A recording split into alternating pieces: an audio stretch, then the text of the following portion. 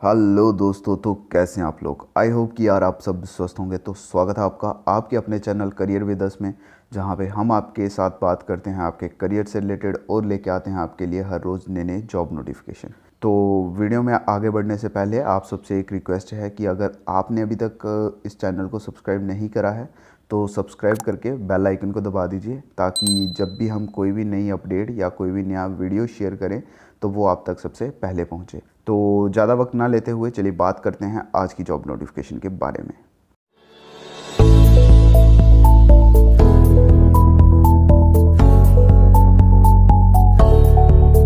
So guys, आज की ये जो जॉब नोटिफिकेशन है ये निकल के आ रही है इंडियन कोस्ट गार्ड की तरफ से।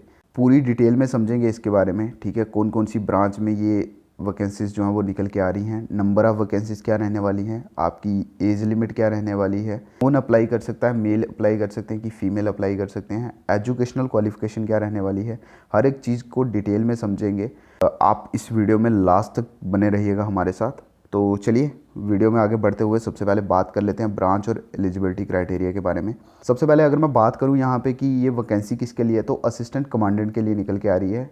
इंडियन कोस्ट गार्ड में असिस्टेंट कमांडेंट की वैकेंसी निकल के आ रही है, जनरल ड्यूटी और टेक्निकल के लिए। अब यहाँ पे जो ब्रांच है जनरल ड्यूटी, अगर मैं पर्टिकुलरली जनरल ड्यूटी की बात करूँ तो एज लिमिट जो आपकी रहने वाली है वो must be born between 1 July 1997 to 30 June 2001। अगर आप इस लिमिट में लाई करते हो तो आप एलिजिबल हो। मेल कैंडिडेट के लिए ये वैकेंसी है। दोनों वैकेंसीज जो है वो मेल कैंडिडेट के लिए निकल के आने वाली हैं। और एजुकेशनल क्वालिफिकेशन की अगर मैं बात करूं तो आपके पास बीटेक या बीई होनी चाहिए मिनिमम 60% मार्क्स के साथ। दूसरी कंडीशन है वो ये है कि आपके पास जो 10th है आपकी वो फिज़िक्स और मैथ्स के साथ होनी चाहिए और उसमें आपके 60% मार्क्स होना कंपलसरी है। और आपके पास कोई भी बैचलर होगी चलेगी, 10+2+3 वाला आपके पास कोर्स होना चाहिए, लेकिन 12th में आपके पास मैथमेटिक्स और फिजिक्स में 60% एग्रीगेट होनी चाहिए।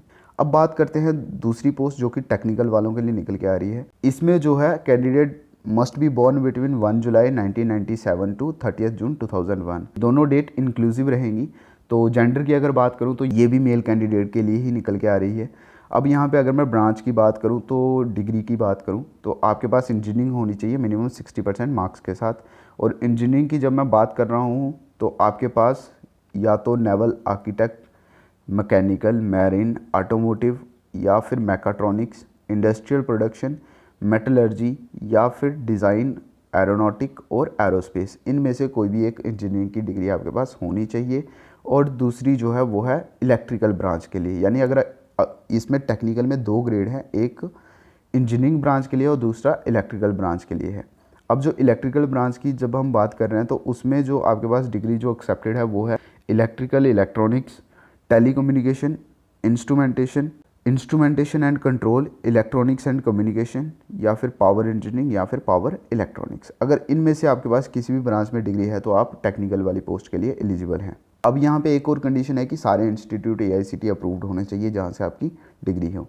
दूसरी कंडीशन है वो ये है कि एटलीस्ट 60% मार्क्स आपके पास एग्रीगेट होने चाहिए फिजिक्स और मैथ्स में 12th में, या फिर आपके पास 3 ईयर का डिप्लोमा कोर्स होना चाहिए 60% मार्क्स के साथ। अब यहाँ पे अपर एज रिलैक्सेशन जो आपको मिलने वाली है SC और ST के लिए 5 साल है और OBC कैंडिडेट वालों के लिए 3 साल का अपर एज रिलैक्सेशन मिलने वाला है। अब यहाँ पे अगर मैं बात करूँ कि नंबर ऑफ़ वैकेंसीज़ की, तो GD में 40 वैकेंसीज़ हैं और टेक्निकल में 10 वैकेंसीज़ हैं, जिसमें अगर मैं कैटेगरी वाइज बात करूं तो ओपन कैटेगरी वालों के लिए 11 वैकेंसीज GD में, 3 वैकेंसीज टेक्निकल में, इकोनॉमिक वीकर सेक्शन वालों के लिए GD में 3 और टेक्निकल में कोई वैकेंसी नहीं है।